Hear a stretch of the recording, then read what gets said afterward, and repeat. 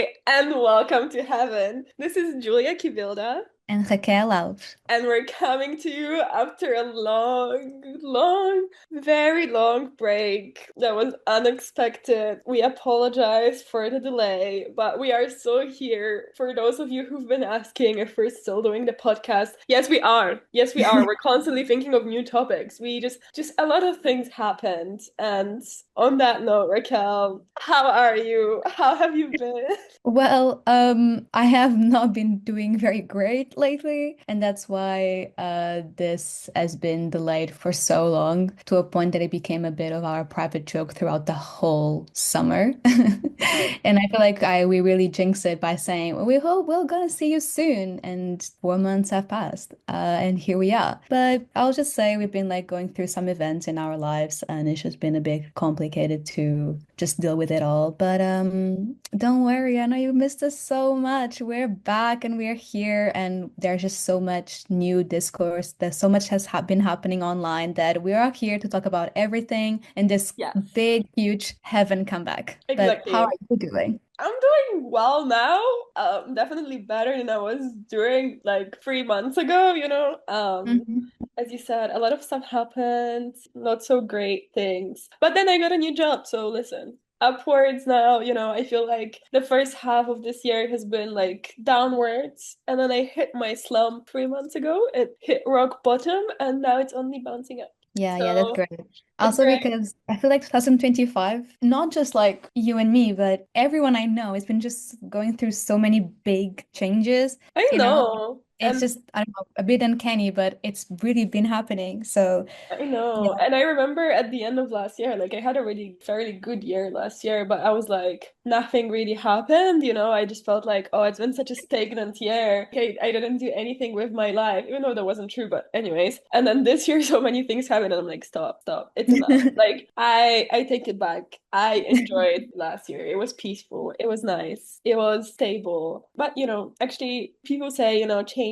is for the better. And I think that's good because it's been shit, but now it's great. And I feel like at the end of this year, we're gonna be really happy. And yeah, as you said, a lot of things happen online and in the world. And I think the topic of our conversation today has been circling around for quite a while, even when we were still doing the episodes. Should we just dive into it? Yeah, so I feel like one of the good things that it still hasn't gone out of trending, I feel. So thank God for us to have picked a topic that actually still is relevant. I know. But as you can see from the title, we kind of want to talk a little bit about this phenomenon of children's toys among adults, as why are people being obsessed with things like labubus and smiskis and all these other toys, those Slovenian families that even make like Ah, little stories on TikTok. Like, why are we so obsessed with toys as adults? And just to get a bit of a picture, some recent news in the toy market as a whole, the adult female customers have made up to two-thirds of the growth seen in 2024 and is already halfway through for 2025. The guy, the CEO of the company who owns the Labubu, has literally become the 10th richest man in the whole of China. And we also been seeing a huge rise of shoplifters stealing toys because they can be resold yeah, people on are for selling them on the super high. black market for so much more, like with a crazy markup. And yeah, I feel like the whole phenomenon is kind of just a bit crazy. And in a way, I mean, you know, this has always kind of been a thing slightly. I don't know if there is people who like used to be into that way before or like into collectibles and stuff like that. But I feel like Mhm. in the recent year or a year and a half, it's really kind of spread into Rich. the mainstream and social media, etc. And it's become such a craze and a status symbol of its own as well. And I think that's kind of where we want to touch upon because I feel like this is such an interesting phenomenon and why is this happening? Yeah, as you say, like it's not something completely new, but it's just reached everyone's homes to a point that like I literally see Labubus and copies of Labubus everywhere, including like little villages, fairs. They have Labubus that's being sold. And I'm like, What? you don't even have cheese sometimes here. Like, what do you mean you have a Labubu being sold in a fair? That's crazy. And I don't know, I feel like it's like really everywhere. It's not so much much. Like, I know it's real when I don't see it just on TikTok. I see it on the streets. I see it, for example, in a lot of fashion marketing choices. I know I saw this like one campaign by this high fashion house with Bratz, for example, like the dolls, and Yeah. they were giving dolls, like exclusive dolls to influencers and stuff for the campaign, including big celebrity models and everything. And I'm like, the whole toy, trinket, charm of it all is kind of overpopulating it. And you actually see it in real life. So it's not just a Yeah. online trend, it's really overreaching everywhere. No, Um, 100%. and I think in that vein, I feel like it's also very much connected to the charms, back charms, keychains, whole subgenre as well of trends. So we want to talk a Yeah. little bit about that as well. I feel like it all kind of started with the Jane Birkin your bag, because for a while we were talking about that because Mm. Jane Birkin passed away not too long ago. So everyone was talking about her as like this fashion icon. Yeah. Yeah. And then I think this year, like her very iconic bag, to a point that it was named after her, went into auction. And of Yeah, it course, we got sold for like a crazy money, right? yeah, so we just start talking about all over again about her fashion sense and her style sense and how she would customize her bag with trinkets and scarves and things that were very Yeah. personal to her. And it was a status for all of us to see a true style icon to do those things. And obviously, as the internet goes, everybody started copying it. So what was Yeah. before just break from your bag turned into the whole bag charm I marketing. honestly hate those because like I feel so strong about this topic. Like I even remember discussing it with a friend while it Mhm. was happening, this specific kind of Jane Birkin, like Birkifying their bag and whatever. The thing about Jane Birkin was that, her bag was like well used and it was part of her life. And her charms were things that she found sentimental. And that's what charms are supposed to be. Like, you go on holiday and you buy a little keychain with an Eiffel Tower and, you remember forever that this is the thing you bought in Paris. Like I have always been a trinket person myself, so I have a very strong emotional connection to objects in general, and I'm slightly a hoarder, but anyways. But it's something that like I've always done in my life, and I've collected things and keychains and little trinkets and magnets and things like that. And it annoyed me so much when people started, just mass buying charms from Yeah. Shein or from Amazon because that will give your bag this like special look that you're trying to imitate. But that's not the point because the whole point about it is that it's something that's personal to you. It's something that has meaning, and that's what made it so cool and original and subversive in the time. Because who would have thought of putting like random charms that are seemingly plastic and ugly on a multi-thousand-dollar luxury bag? Like that's not something you would do, and that's what made it so special and so subversive. And that's why Jane Birkin is such a style icon. And so taking that and just turning it into fast fashion is so contradictory. It goes against everything that Jane Birkin stood for in a way. I don't know. Like, obviously, I don't know what she stood for personally, and I don't know what she would think about this trend, but it annoys me so much because it's literally the opposite of what you should be doing, and you should be acquiring those things over time, and they should be special to you, and that's like why they should hold meaning for you personally, and not just because you want to fall into a trend or a special category and fit in with the rest of them all. That's like the opposite of it. It was supposed to be personal and original, and not just being part of a trend. And what annoys me even most is people, this is like slightly off topic, but it kind of ties into it, like people distressing new bags on purpose to make them Hmm. look like worn in. Yeah. What the fuck? Yeah. No, no, I think it really connects because I think that's what has been leading a lot of people saying, and we've seen these video essayists talk about this as well, that like personal style is dead. And that's because this whole concept of creating something from scratch and building things with time and accumulate, in a good sense, all those charms together only comes with time and experience. Like style only comes with experience. Jane Birkin was who she was because she's been doing it for many years. Her bag Yeah, was what it was because she's been doing that for many years. And that whole concept of time is lost because we do live in a world of immediacy. Everything needs to be done on the right spot, now, yeah. on the click, and we want everything and we want everything now. And I think you can't acquire that on the moment. Like as much your personal style cannot be acquired as much as your identity. Like you cannot just buy it straight off the bat in one go. though. Like you're Yeah, gonna still be exactly. Like discovering you can't buy yourself. personality, you can't You buy can't do that. experience. And I think another thing that I thought it was kind of interesting is this idea of the personal style is supposed to be something unique and Mm. different from everybody else. Yet, obviously, and we see as his strengths is extremely paradoxal because everyone not only is buying everything in one go, but they are buying also the same exact charms. Like, for example, that cherries from Coach. Coach, yeah. Like I saw them everywhere and I was like, how is this supposed to be unique if everyone has the same? And of course you can generally like it, but most people are buying it because of the trend because they saw it and they want the same. They all want to have the same unique look. So I think my problem with this whole personal style is dead and all the discourse around it is that we are also kind of branding uniqueness.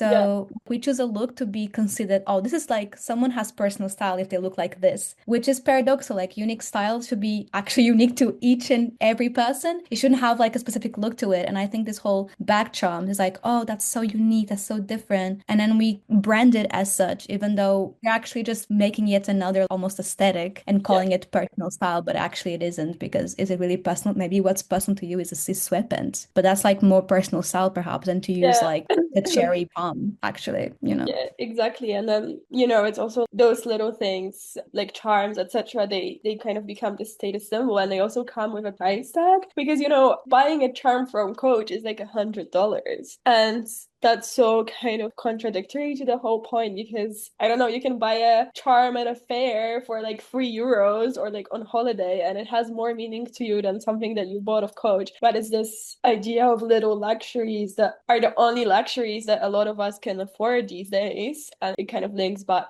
into this discord about the lipstick effect and how people don't really have, a lot of resources right now and will never be able to buy a house or achieve massive financial milestones in their life. So they kind of divert their attention to little things that they can collect and that they can signify their status with. And I think this kind of ties back nicely into the whole toy discourse Yeah. and the toy phenomenon because that's essentially what it has become. And people would rather spend $20 on a Sony Angel because it's a fairly small expense, even though arguably for a little plastic toy is quite a lot of money, but it seems insignificant in the grand scheme of things. And it kind of gives you that boost of serotonin and it allows you to, have this feeling of accomplishment and getting something even for a little bit because, you don't have to save this $20 for something else because in the grand scheme of things, it's not going to make any difference because you won't be able to like afford a car or a house anyways. It's kind of similar to sometimes, we even send it to each other. It's kind of similar to those little TikToks of people of like, oh, if I spent this amount of money on coffee every day for 3 years, blah, blah, blah, Yeah, I'll be spending this and that. That's still not enough to put down for a house. So I'm just going to keep enjoying exactly. my coffee. So it's like that type of argument that is underneath, like, oh, I can't buy what I really want. That is a house, that is a car, that is whatever, like those bigger purchases, like life purchases. Therefore, I'm just going to buy this little thing that makes me happy. So this whole trend, both the charms and the toys and everything is definitely a recession indicator. Like we're still going through a big recession with like commercial wars between Yeah. countries thanks to the US, the wars and the genocides happening all along. So it's been tough. And I feel like the people who are in these countries that are fairly at peace, we do tend to have a lot of anxiety for the future as it is affecting us economically a lot. Yeah. So buying a little cute smisky that's just like, rolling on your bedside table every time you wake up is like the only little thing that makes you happy, I guess. Yeah, yeah, no, that's true. And I think, I don't know, like I am very conscious of these things as well because as I said, I am a very trinket person. So I find myself a lot of the times not like succumbing into these trends because I haven't actually bought any of these things, but being very tempted by them in a way. So I have to make a really conscious effort to think back and be like, do you really need this? Like, is this going to make you happy? Like, is this just going to be thrown and, put away and stay dusty for the next year? And then I'm just going to move it around with me between apartments because I will not want to throw it out. But at the same time, like, it was a total waste of money. And I am very conscious of that I am kind of like the target audience for these things because I love cute things and I love toys in general. Like, I've always, even before like this whole craze kind of started, I've always been into plushies, and I when I was a kid, I collected a lot of Sylvanian families. Okay, like I probably could sell all of these now if my mom hasn't thrown them away yet. I hope she didn't. And I could literally make bank off of them. And I love these things, and I still love them, and I love plushies, and a lot of plushies that I have like have sentimental value for me. Like I got them from people that I love, etc., etc. And so I find these things cute. Not the labubus, I'm sorry. I will not get behind. They are not cute. Yeah, like unpopular opinion, labubus are ugly as fuck. Like, I'm Yeah, sorry. exactly. But I do see the appeal of these things a lot of the time, and I yeah, also I think think that the fact that we, in general, I think our generations, which are the ones who kind of still are ruling over pop culture, in the last maybe 3 years or 4 years, we've been dwelling a lot on girlhood, and the whole meaning of it all, and sharing like our stories and bringing like way more discourse around girlhood and, the nostalgia for it all and reclaiming it and all this kind of thing. So I think this whole nostalgic effect, alongside this general bigger discourse going on in the zeitgeist, plus the recession that we are going through, makes us just want to be kids again and just yeah, like recall to like the simpler times where a little like toy that just shakes his head every time you touch it, like it just makes you very happy. And it's also this sense of having some control over something, right? Because there's so much things that are out of our control. Like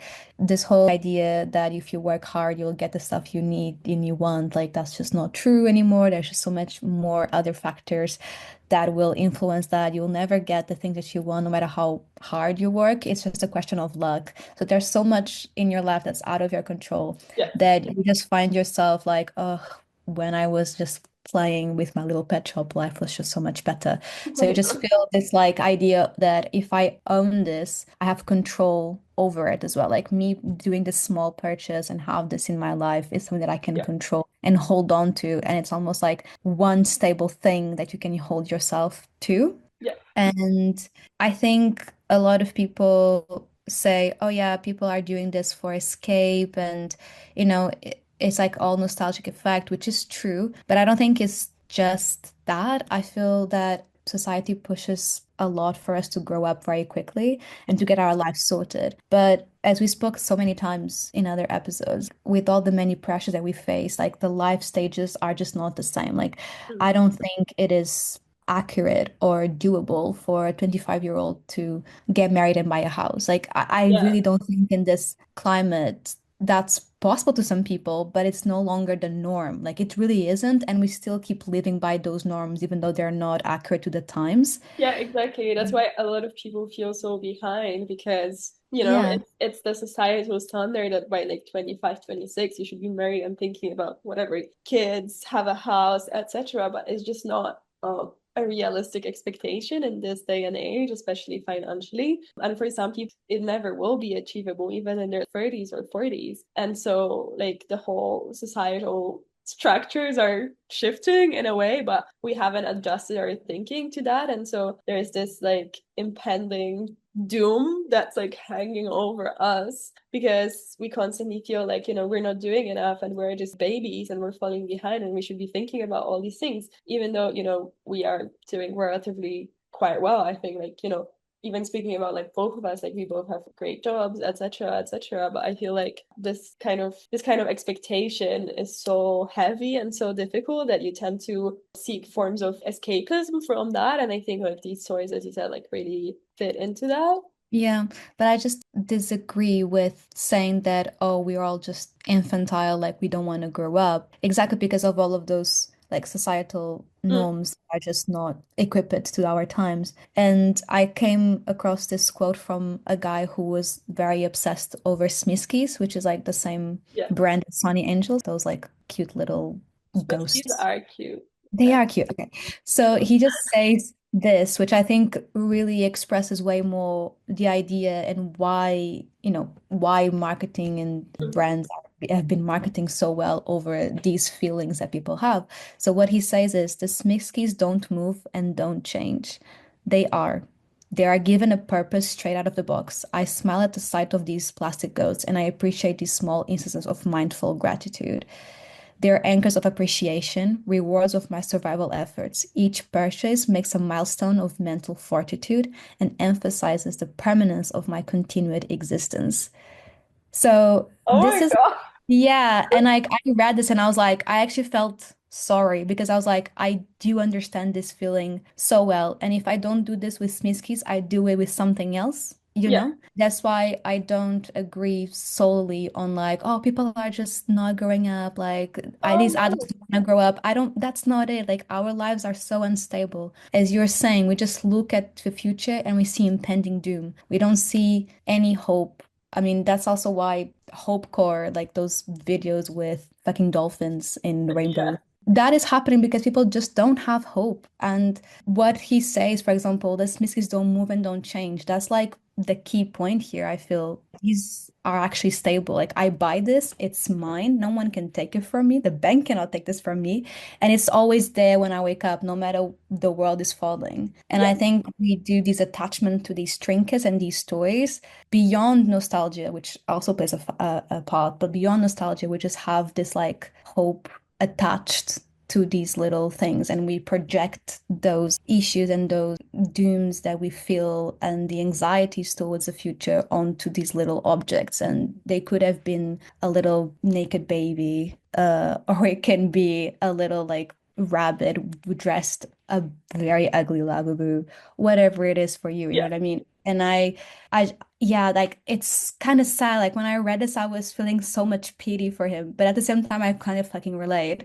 I And if I know. don't do that with toys, I do it with something else. That's why I think it's important to talk about this phenomenon and this trend in a wider scheme than just, oh, adults just don't want to grow up anymore. Yeah. And it's like, it's not just that. And we can't forget about the brands also heavily marketing on that and maybe making you and me, who never thought about going to buy a toy, made me want, oh, I kind of want to get a little pet shop again. I was like, oh my Yeah. God, I loved these toys so much when I was a kid. I kind of want to go buy one. And that would I never know. happen if it wasn't for like the heavily marketing that I'm subject to on an everyday basis as well. So, Yeah, exactly. I feel like, the companies are really kind of marketizing on it. And also, I think it's important to also talk about this whole scarcity marketing and also the aspect of mystery boxes and collectibles and special editions. Like, you have special edition jellycats that are only available in a certain country, or with Smisky and Sunny Angels and Labubus is like mystery boxes. So don't really know what you're getting. So then if you don't get the one that you want, you end up buying more and more and more and more because you're trying to get the one that you want. And I feel like we are kind of like victims of marketing as adults, and I don't think we're not aware of it. I think most of us are like perfectly conscious of what it is, but as I mhm. said, we just don't really have like another option. Like this is the world that we live in, so we just choose to have these little moments of happiness and just go along with it. And yeah, and like a lot of companies are just benefiting from it in a way. Yeah, I really think in like very simple conclusion, I feel like these toy lines' popularity just really reflect a need for stability, Yeah, for permanence, and for predictability. Because like so much of life is so unpredictable right now. We've been talking like just before our call about one of the clients that we work for just fired like half of their staff, and it was a very stable 200 plus company. And we're like, fuck, like no one is safe. Like no matter how stable you look like you are, everything can just change. You might be very happy and fine in your rented flat, and out of a sudden, oh, actually, we want to do renovation and sell, so you have to leave like next month. exactly. This level of uncertainty is what makes these toys so famous. It's actually the fact that I can hold this and I can have this and it will never go away. As he said, they don't change, they don't move. It's mine forever and nothing has control of it besides myself. So I think without the access to many of the anchors that our parents had to build their lives, Yeah, that sense of stability and permanence is often harder to find. So we quickly go to whatever brands are pushing to us as the quickest way to have that permanence, to have that stability.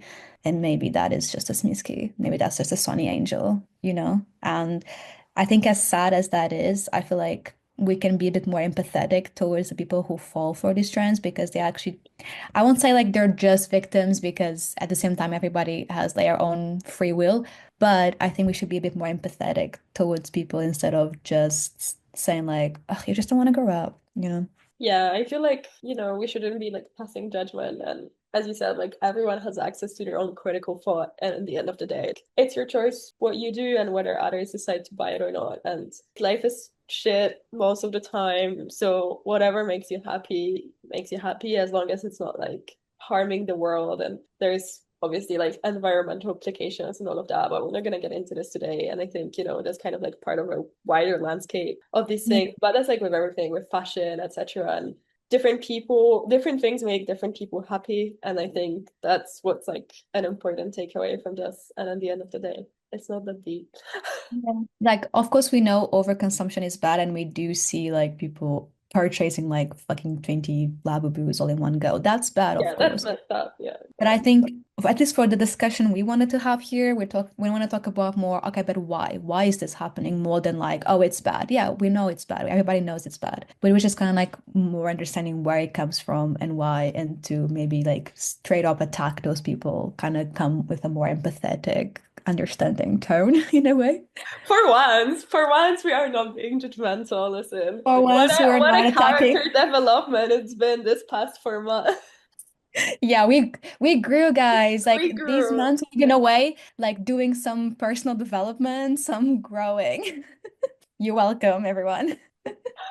But yeah, let us know what you think. Let us know if you've got any of these toys. Yeah, let us know your favorite toy growing up that you would totally like revive. Like for me, it's Little Pet Shop, which nobody's talking about. Part of me would like to gatekeep it, but maybe no one reached this I timestamp. love the pet shop and Sylvanian families too. I've had both. I've had them before they were popular again. Listen. I knew I'm not like the other I had like girls. houses and everything and all the little like families. I had hedgehogs and they were so cute. Like the spikes were like really soft, so you could like Hmm. pet them. I need to find them. I need to do a trip down the memory lane and dust them off somewhere in my family home. Yes, same. I'm gonna do that with mine too, probably. But yeah, thank you for listening. Thank you for being here after 4 months. I'm not, Julia told me to not promise, so I'm not gonna promise anything. We will eventually make another episode. Yes, it will That's for happen. sure. It will Stay happen, tuned. but I won't promise when because I think I jinx it and Julia will be mad at me, so I'm not gonna say anything. Stay tuned. We love you. Thank you for listening. Bye. Bye.